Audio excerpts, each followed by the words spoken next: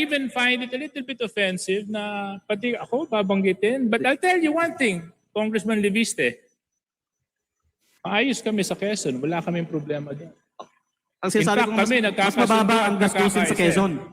Walang kalaban ka naman sa nakarang eleksyon eh, di ba?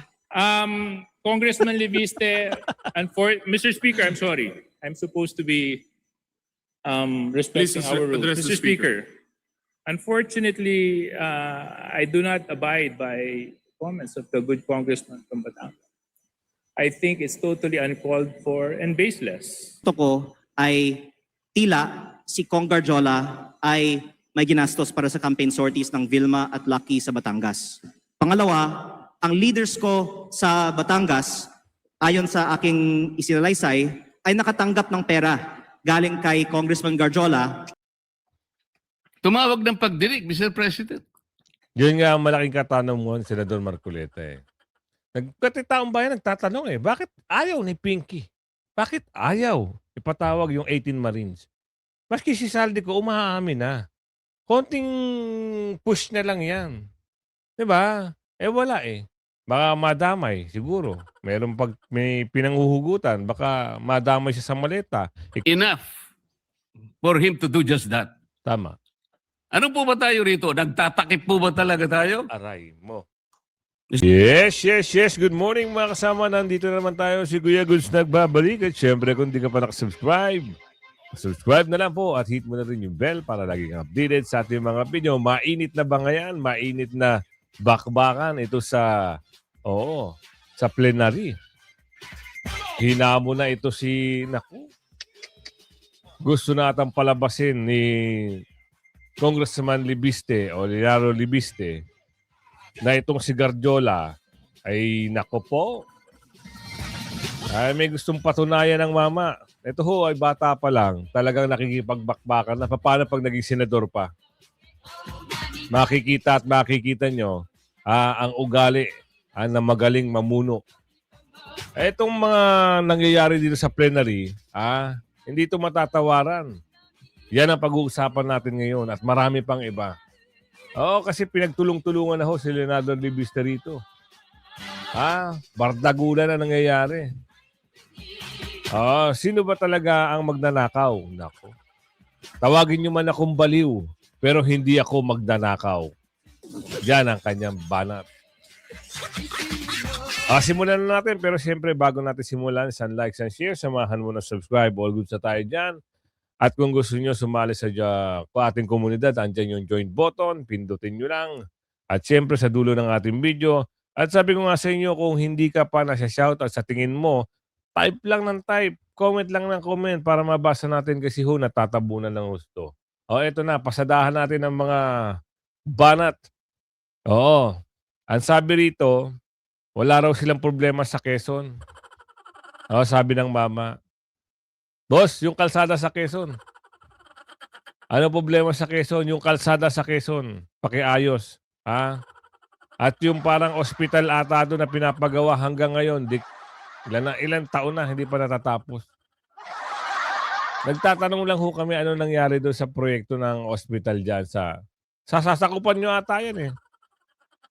Di ba? Okay, pasok natin to. Now, I even find it a little bit offensive na pati ako babanggitin. But I'll tell you one thing, Congressman Leviste. Maayos kami sa Quezon. Wala kaming problema doon. Ang sinasabi ko, mas mababa ang gastusin sa Quezon. Walang kalaban ka naman sa nakarang eleksyon eh, di ba? Congressman Leviste, and Mr. Speaker, I'm sorry.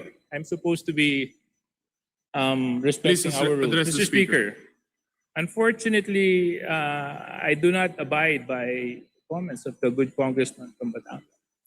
I think it's totally uncalled for and baseless. Di mo kaya ang congressman ng Batangas. Bata pa lang. Nahihirapan na kayong supilin. Pero sinasabi mo, kuya, boss, amo, manager, congressman, ng 2nd District, yung flood control ng Quezon, kamusta po? Kasi may nauulat na napabayaan o tinipid ang mga flood control project sa Lucena City. Aray mo. Nagkakahalaga lang naman ito ng milyon-milyon piso. noong Agosto 25 ba yun? O Agosto 2025, 100 million flood control ang napaulot dito. Aray mo. Tapos wala kayong problema sa Quezon. Yung paglaki ng budget na umabot na 2 billion, kamusta ho? Hindi kasi nababalita yun eh. Mabilis ang paglaki ng budget, umaabot ng mahigit 2 billion. Saan mapupunta yun? Nagtatanong lang. Hindi, tinatanong niya. Wala naman daw palang kalaban. Lahat tayo dito sa plenaryo ngayon ay may kaalaman na talamak ang vote buying at umaabot sa daan-daang milyon on average at minsan bilyon-bilyon ang mga kampanya ng mga kandidato sa Pilipinas. Kaya kung sino man dito ang magtatayo at nagsasabi na kasinungalingan ang sinasabi ko na umaabot sa daan-daang milyon, at the very least ang ginagastos ng ibang mga kandidato na nandito sa plenaryo ng Kongreso ngayon, hindi ako mahihiya na magsabi na Kita nyo na. Hindi siya mahihiya magsabi. Kasi kung igigiit nila sila na talagang gumagawa lang ng kwento ito si Congressman Libiste, ay hindi ho. Halos katotohanan mula umpisa, simula nang lumabas itong Gen Z na to. Talagang puro katotohanan ang Please nilalabas. respond. You were called out. Yeah, thank you very much, Mr. Speaker. I found it a little bit offensive that all of a sudden a dear colleague of mine would call out my name during his collective and personal. Boss, ito lang naman. Kung kayo ho ay tila baga na-offense, tila merong ganun talaga na nangyari. Kung wala naman, ano nyo lang. I-set aside nyo na lang. Bakit kayo na-open? Natatanong lang ni Aling Ledesma. Personal privilege, but nevertheless, insofar as my name was called and he asked me, let me just respond with a few queries of clarificatory in nature. Am I allowed, Mr. Speaker? Please proceed. Kanina po na pinakikinggan ko ang pananalita ng ating kinatawan mula sa Batangas. Binanggit niya na may mga halagang ginamit sa kampanya. Totoo po ba ito? opo na ang mga leaders Meron sa po aking ba distrito. tayong Yes. evidence? Di pa nga tapos, binabakbakan mo na eh. Di ba? Halata kayo. Halata kayo na gusto nyong supalpalin ito si Congressman Libiste. Nagtanong ka, hindi pa natapos ang sagot, babakbakan mo kaagad ng tanong ulit. Huwag ganun. Siya na magpapatunay? Meron po bang dokumento? Meron po ba tayong hawak na anumang sinumpang salaysay na magsasabi na ganito nga po talaga ang nangyari? Unang-una po, Or tayo po ba ay bumabase ganyan. lamang Bastos, sa diba? mga haka-haka at kwento at text at mga Facebook messages? ilang sagot po. Unang-una, sa campaign sorties, nakikita natin na may gastos. At ang punto ko ay tila si Cong Garjola ay may ginastos para sa campaign sorties ng Vilma at Lucky sa Batangas. Pangalawa, ang leaders ko sa Batangas, ayon sa aking isinalaysay, ay nakatanggap ng pera galing kay Congressman Garjola at ito po ay para ikampanya ang Vilma at Lucky pero galing kay Congressman Garjola. At pangatlo, magpatawag na lang tayo ng pagdinig sa Kongreso para ang mga ibang mga politiko sa Batangas at hindi ako ang pwedeng tumistigo tungkol dito. Mr. Speaker, tayo po ay nahalal bago 2025. Taon po ngayon ay 2026. Kung talaga pong may mga ganong nangyari na maanomalya o questions of irregularities during the campaign, were the proper cases filed in COMELEC? Were ethics complaint filed in Congress? Why are we now standing here? Halatado na, no? Tigil ka. Wala nang patutunguhan yan. Bardagulan talaga ang mangyayari dyan. Pero hindi naman magpapaabot ito Siko. Hindi, gusto natin. Sige, tuloy natin. Insinuating all sorts of illegal acts that happened in 2025 when so much time has passed. Unang-una Now po, I question, Mr. Speaker, the timing of all of this. Now, I even find it a little bit offensive na pati ako babanggitin. But I'll tell you one thing, Congressman Leviste. Ayos kami sa Quezon. Wala kaming problema doon. Ang sinasabi In fact, ko, kami, mas nagkakasundo mababa at ang gastusin sa nagkakaisa. Quezon. Walang kalaban ka naman sa nakarang eleksyon eh, di ba? Aray, pahiya. Anan, banat ka ng banat eh. Wala ka naman palang kalaban eh. Oh, di ba? Hindi niyo pakaya ang bata. Tatak yan, tatak politiko. Magmula sa tatay, nanay. Eh kayo, wala pa. Pasibol pa lang kayo. Ito, inugatan ng magulang kaya alam niya kung ano laro ng politika. Eh, lalo na Gen Z pa. Ibahin nyo ang Gen Z. Papalagan at papalagan kayo yan. Wala kang kinatakutan eh. Kung sino na nga binangga nito ni Congressman Libiste. Eh. Binangganas yung, yung nasa, si Batman, binangga. Binangga pa, sino pa yung mga binabangga nitong malalaking tao. Ngayon, ikaw, nagbida-bida, wala kang problema sa Quezon. Anong sinagot sa'yo? Congressman Leviste, Mr. Speaker, I'm sorry. I'm supposed to be respecting Please our rules. address the Mr. Speaker, unfortunately, I do not abide by comments of the good congressman from Batangas. I think it's totally uncalled for and baseless. And in fact, it's downright hearsay for him to make such allegations. And if indeed he has factual basis in anything and everything that he is saying, there were proper forums to do the same, to act on those allegations, to make the necessary complaints. Why now? Why here? Mr. Speaker. First of all, I would like to manifest that I appreciate the help that Deputy Speaker Suarez has extended to me in my first term as a advisor and mentor. And I did not mean any disrespect earlier by mentioning that. My point was that mas mababa ang gastusin sa Quezon at Batangas at sa Calabarzon kumpara sa ibang mga rehiyon. Pero ang punto ko ay hindi ang ginagastos sa election kung hindi ang pinanggagalingan ng gastos na ito. Yeah. Lalo na kapag lantaran ang kontraktor ay nasa campaign sortie at ako nga ay may personal na karanasan na si Garjola ay gumagastos para sa kampanya ni Vilma at Lucky. Mr. Speaker. Agoy. Booking na. Paano na ngayon yan? Kaya pala sigasig nyo, magsitak. Wow! Mas malaki kita. In terms of your question on why now, I would like to say that my focus has been on transparency and accountability on corruption in the DPWH and the flood control investigations. Kasi hindi sapat na i-disqualify natin ang mga ang mga kandidato na may vote buying sa mga eleksyon. Dapat kasuhan para sa pagnanakaw ang mga politiko kapag sila ay nahalal na. Kaya yun ang... Ay, Congressman Libiste, hindi maniniwala sa'yo yung chairman dyan. Isa lang ang kulay nila dyan.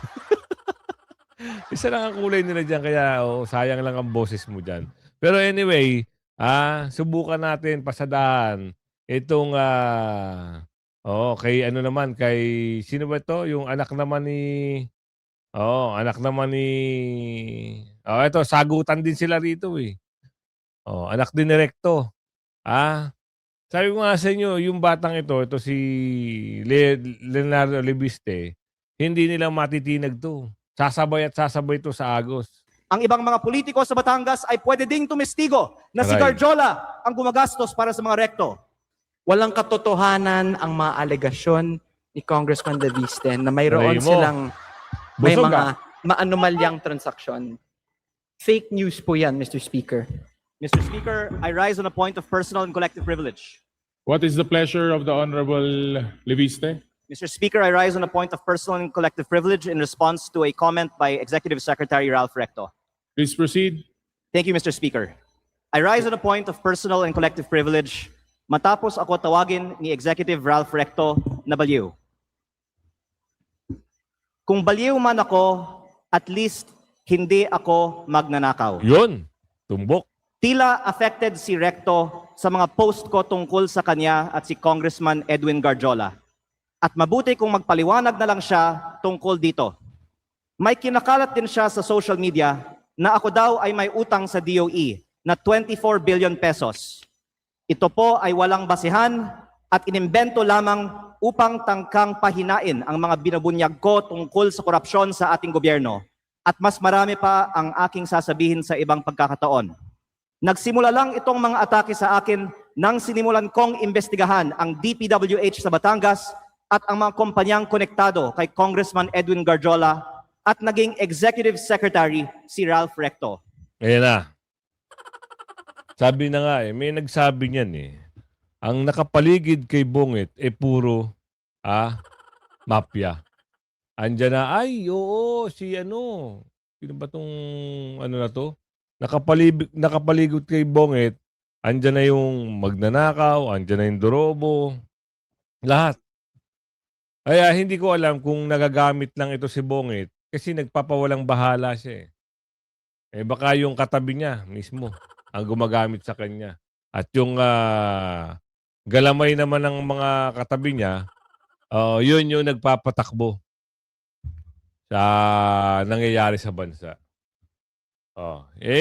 Dapat alamin kung sino ang parang mangyayari nito, lalabas to parang Saldico ang tema. Si Garjola, puputok ang pangalan nito. Yari ka ngayon, Garjola, pag ilaglag ka ni Bungit kasi mainit ngayon ang issue. Pag ikaw pinaimbestigahan, sigurado kulong ka. Hindi, ito lang mapag-uusapan lang. Kasi mainit na ho ang issue tapos papasukan pa ng mga Saldico sa dami ng kaperahan. Contractor ito yung sinasabi ni Congressman Libiste. Congressman na contractor. Mas mayaman pa at nagbibigay ng budget para tumakbo. Ngayon, kung sasabihin nilang baliw ito, hindi naman daw siya magnanakaw. Maganda nga naman sagot. Pero bata pa kasi ito, mayaman na. Pinanganak tong may kutsara sa bibig nanay nito, tsaka tatay nito, di ba, mayaman na. Kaya maraming alam na negosyo. Kaya siguro hindi na kailangan magnakaw nito ni Kong Libiste. Di ba? Saka hindi nila kaya sindakin to. Kanina nga, nagkasagutan sila ni Panort. Ngayon, kung halimbawa, sino ang babangga dito, bata pa lang ito pero masigasig na, pumapalag. Paano? Kung ito ay ilukluk at ilagay sa listahan ni BP Sara, paktay kayo diya. Di ba? Pag ito naging senador sa bata pa lang, batang edad, maging senador, ilang taon ba pwedeng maging senador? Anong edad, tanong natin sa partner ko pwedeng tumakbo bilang? Ayan, ang sagot. Anong edad? Ang nais tumakbo bilang senador ay 35 years old. Ilang taon na ba si Congressman Libiste? Ilang taon na kaya ito? 35. 35 daw yung required. Ayan ang malalaman natin. I-research natin yan. Tuloy. Marami rin ang nagsabi na ang pagbunyag ko nito ay hindi aking kapaki-pakinabang. Ngunit hindi ito para sa sarili ko, ito ay bahagi ng aking tungkulin bilang mangbabatas at kinatawan ng unang distrito ng Batangas. At hindi ako matitinag, kaya po ako ay nananawagan na imbestigahan ang connection ni Garjola kay Recto, lalo na ngayong Executive Secretary na siya, at suriin ni Pangulong Marcos kung natutulungan ni Recto si Garjola mula sa loob ng Malacanang. Dahil limitado ang oras ngayon, ilahad ko ang iba ko pang nalalaman tungkol sa mga koneksyon ni Garjola at Recto sa iba pang mga araw. Sisimulan ko lang ngayon sa isang punto. Ayon sa aking tansya at pananiliksik, mahigit 1 billion pesos ang ginastos ni Congressman Edwin Garjola para kay Vilma Santos Recto at Lucky Manzano sa iba pa nilang mga kandidato at sa sarili niya bilang first nominee ng CWS party list sa 2025 elections. Sa aking distrito, ang tansya ko ay 150 million. At ayon sa ibang mga politiko, gumastos sila ng 200 o 300 million sa kanilang distrito. Kaya sa 6 na distrito ng Batangas, Sinasabi ng iba na aabot ng 2 bilyon ang ginastos ni Recto at Garjola. Lalo't mas malaki pa ang ginastos sa LIPA. Pero hindi po ko po bubuksan ang mga kinatawan ng LIPA sa aking pahayag na ito. Ayan na, magkakaalaman na dito. Talaga palang merong nagbabudget para tumakbo. So siguro, kaya binadgetan ito sinasabi ni Kong Libiste, para makakuha ng proyekto. Kasi gano'n na suma total nun eh. Diba? Kung ikaw mananalo, meron kang utang na loob sa akin, ako ang bahala diyan sa proyekto sa inyo. Ako ang mangongontrata. Gano'n ang nangyari siguro. Kaya yun, lumalabas. Walang mga bidding-bidding. Contractor ang namamayani. Diba? Ang hirap. Pag puro magnanakaw o nakapwesto. Tensyon sa kamera. Pero hindi nila kinaya ang isang batang Gen Z. Hirap sila. Diba? Kung ito lang at sila lang din talaga ang mangungontrata, magagawa nila ng problema. Magagawa nila ng, alam niyo yun, kasi meron mga project na substandard. Ibig sabihin, problema pag sinubstandard. Oh. At saka lagi na lang silang panalo. Kasi bilyones ang binabudget para kumuha ng boto. Pero siguro sa panahon ngayon, mulat na ang taong bayan. Kahit na siguro bigyan sila ng pera, kung ano yung nasa puso nila, yun ang boto nila. Malapit na ho 2028 yung mga mata nyo Huwag na ho kayong magpaloko sa 5,000, 10,000. Yung iba kasi, mga botante, nasa Maynila, uuwi ng Bicol, uuwi ng Samar, uuwi ng kung ano, kasi malaki ang bigayan. Hindi, totoo yan. Meron ako na kaibigan nagtatrabaho sa Maynila. Umuwi ng Bicol, bakit? Makakakuha siya ng 15,000, 20,000 kaysa naman dito sa bumoto sa Manila. Doon sa bumoto, yun nga lang. Sablay. Sablay na. Dahil na-flood control na yung kanilang mga inaasam na proyekto doon sa Na-control na sila. Wala tayong magagawa. Yan ang pinili nyo, yung kwarta Ito, bakbakan ito. Romex back kay Lacson, itong si Senador Marcoleta. Dapat lang. Lacson, hindi ka pa nahiya sa mga... Lumalabas na yung katotohanan, patay malisya pa kayo. Hindi, ito natatanong lang. Kasi, di ba, umami na, na kung siya ay magigipit, kakanta itong si Martin. Ilang araw na, ilang buwan na ata ang lumipas, parang wala pa rin action ito si Pinky. Alamin natin.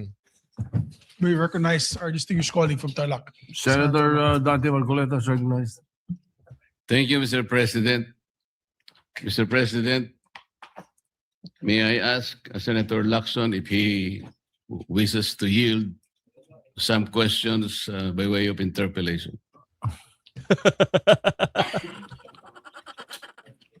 Senator Lacson, I'll say it again, Mr. President. Until the partial committee report is submitted or filed with the Bills and Index Division, and until after I have sponsored the partial committee report, I'm not yielding the floor. Mr. President, that is very highly unusual. Why would Senator Lacson make a precondition that the partial report should be signed by at least a majority of its members before he can yield may to interpellation? yes. May I place on record that it is the prerogative of any member of the Senate to yield or not yield. As a matter of fact, in my many years here, Yan na naman tayo, si many years here. Ano ba nagawa sa many years mo? Diba? Alam nyo, kung kayo ay may pinagtatago-tago dyan o nagtatago-taguan kayo, mulat na ho ang mata ng taong bayan. Hindi nyo na may tatago yan. Buti na lang kasi buti na lang talaga may social media. Kung walang social media, lahat ng mga nagagawa noon pa kaya nilang gawin ngayon. Pero ngayon hindi na nila magagawa kasi nga may social media na. Kaya ngayon ikaw, Lacson, ayan, ang banat sa'yo ni Senator Marcoleta.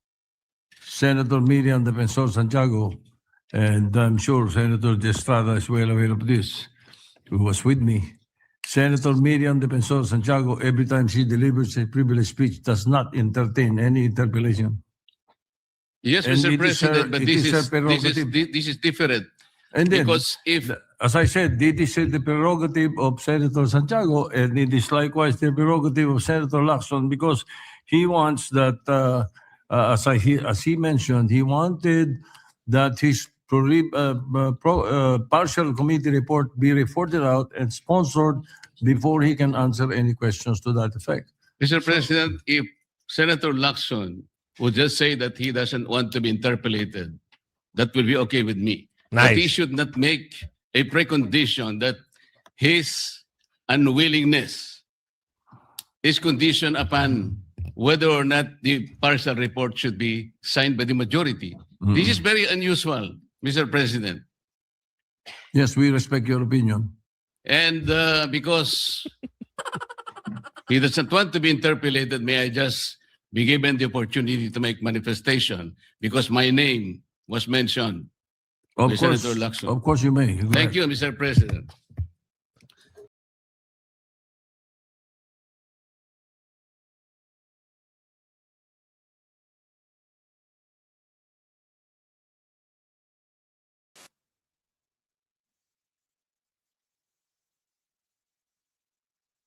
To the members. But as for myself, Mr. President, I cannot sign a partial report. A partial report is basically unfinished. Tama. An unfinished report cannot be assumed to have contained the final and collective judgment of all the members. This is very basic, Mr. President. Secondly, I did not heed my reasons why I cannot sign the partial report. I delivered a privileged speech some time ago, Mr. President, outlining the reasons, therefore. Number one, I was expecting the chairman of the Blue Ribbon Committee to have conducted several hearings more. And in those hearings, he should have invited several persons whom I enumerated in my privileged speech. Namely, Yusek Adrian Bersamin, Yusek Jojo Cadiz, former Governor Luis Chavez Singson,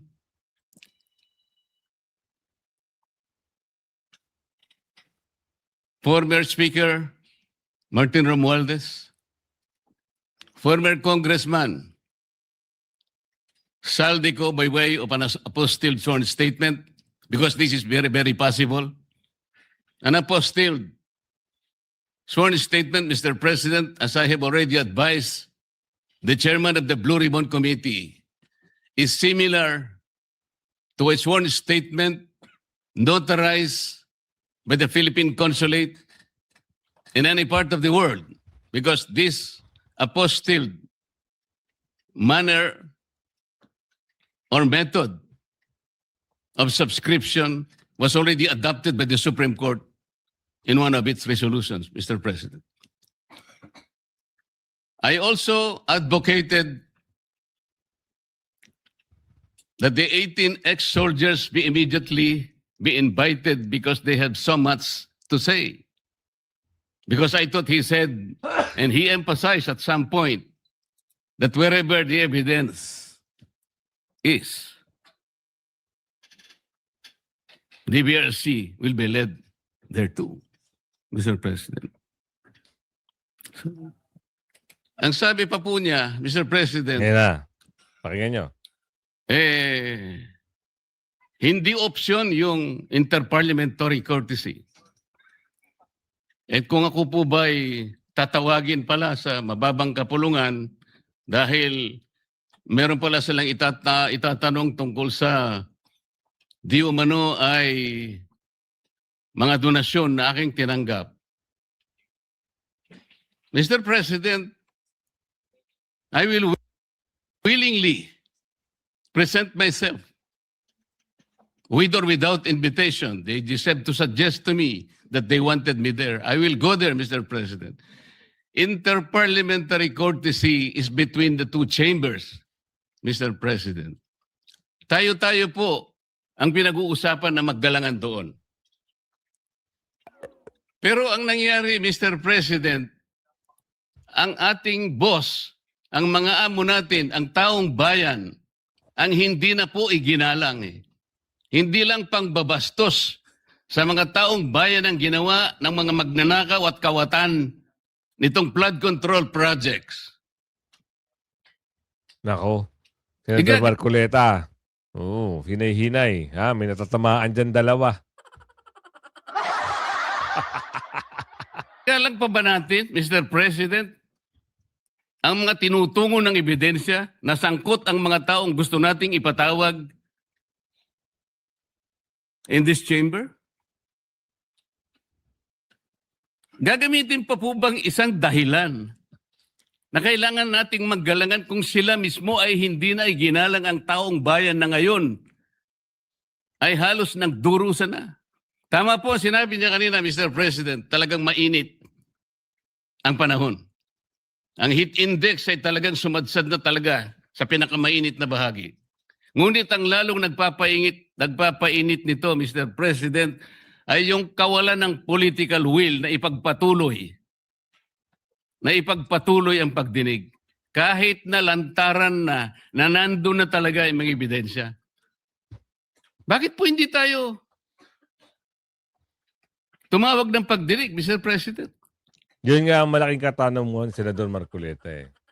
Nagkatitaong bayan nagtatanong eh, bakit ayaw ni Pinky? Bakit ayaw ipatawag yung 18 Marines? Maski si Saldico umaamin na. Konting push na lang yan. Diba? Eh wala eh. Baka madamay siguro. May pinanghuhugutan. Baka madamay siya sa maleta. Ikanta rin siya. Diba? Baka magbalik ka na naman. Alam niyo yun. Kasi pag nadamay ito, sigurado, imbestigahan na naman. Imbestigahan din siya. Kasama sa imbestigahan. Oh. Kaya, Senador Marcoleta, sige, birahin mo ng birahin para tuluyan na maipatawag itong mga dapat ipatawag dyan sa Blue Ribbon. Pero kung hindi gagawin ni Pinky yan, Pinky, nakakahiya ka. Inimbita si Governor Luis Chavez Singson. Sa pagkakalam ko sa mga accounts na nababasa ko, he was invited to appear on April 14. At binigyan po siya ng pagkakataon hanggang April 7, hanggang alas 5 ng hapon na ihain ng kanyang sinumpaang salaysay. Hanggang alas 5 ng hapon, Mr. President. Ngunit 9:15 ng umaga, ipinaabot sa bahay ng dating gobernador na kinakansela na po ang nasabing pagdinig. At ginamit pang dahilan, Pinutol, oh. paano po nangyari yun, Mr. President? Nako. Binigyan siya hanggang alas 5 ng Abril 7 na isubmit sa pagkakataon. Pinutol? Bakit kaya pinutol? Nawala lang signal. Hindi natin narinig kung ano yung sinabi, no? Ang ginawang dahilan ni Pinky. Ano kaya dahilan yun? Alam ko po, nandun na siya sa Maynila at nanananghali. Pagkatapos nun, itutuloy siya sa opisina ni Senator Lacson para ihain yung sworn statement na kanyang inihanda. Bakit po kinakailangang dumating pa si Saldico? Inihintay siguro ni Saldico, Mr. President, ideklara lang ng chairman ng Blue Ribbon Committee, i-apostil mo lang yan kahit nasaan ka sa anumang bansa ka sa Europe, tatanggapin ng committee yan.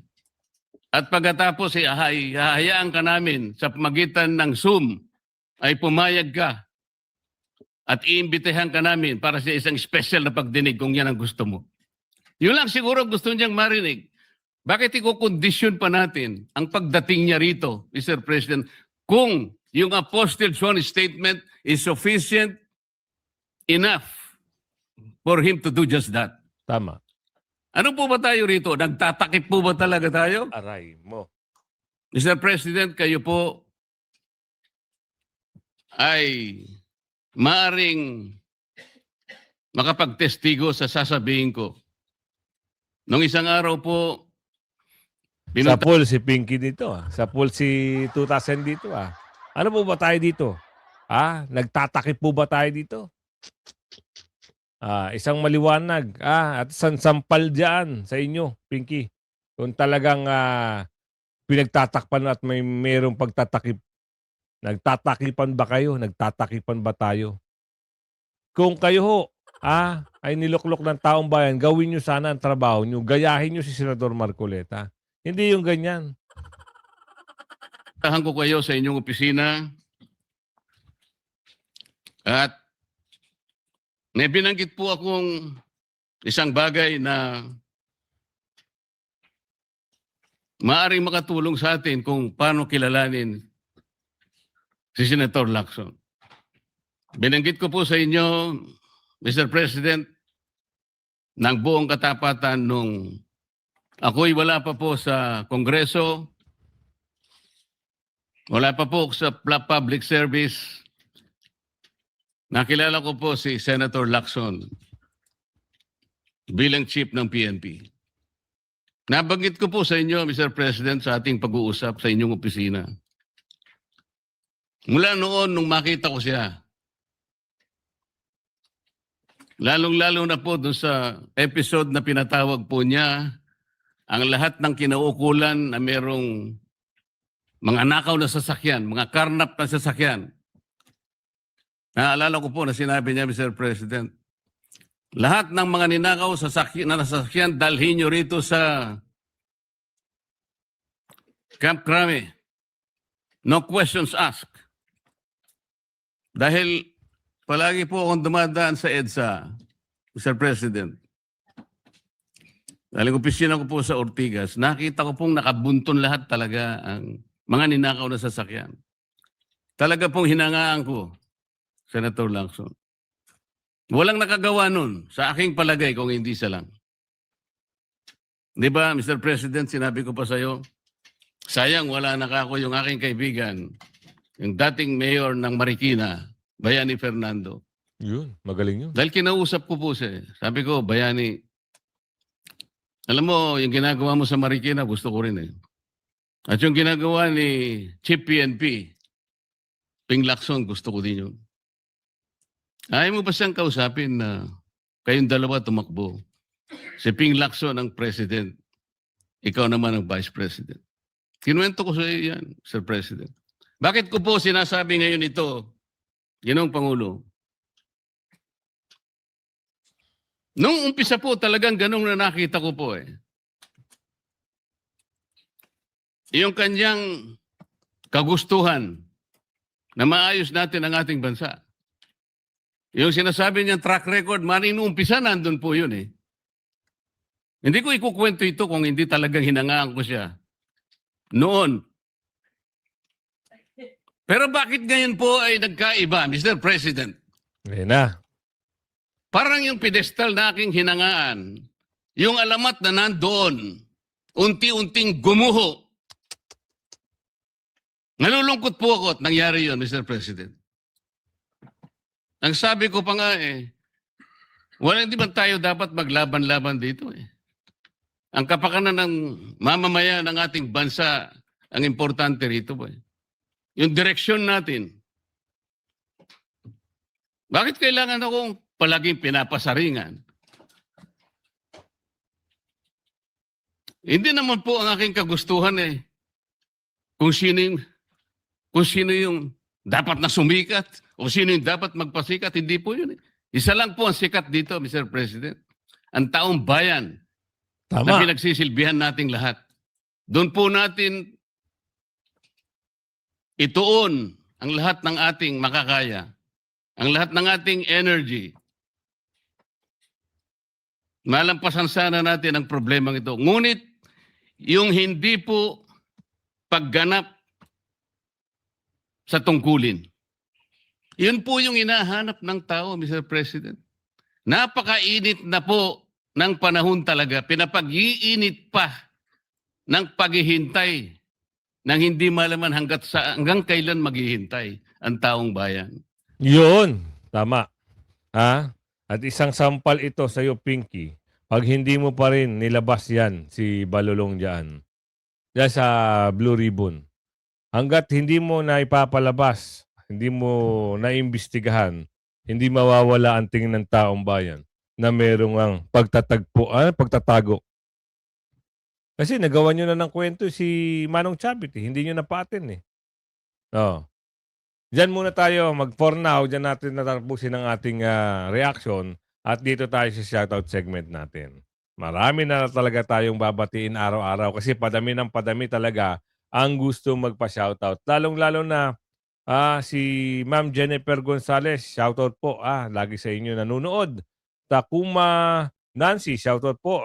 Sa Japan naman siya nanonood. Kaina Mary Grace, sa Japan din po siya nanonood. Shoutout po. Romel Apolinar, shoutout po sa inyo. Roots Preston, Life Beautiful, shoutout po. Sa Canada siya nanonood. Oo. Ronald Behik, shoutout po sa inyo. Bulacan, nanonood. Gigi Gab, ayan, sa Japan naman.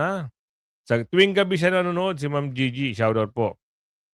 Willie Roy Salvador, sa Japan din nanonood, shoutout po sa inyo. Carlo Lintag, California, shoutout po sa inyo.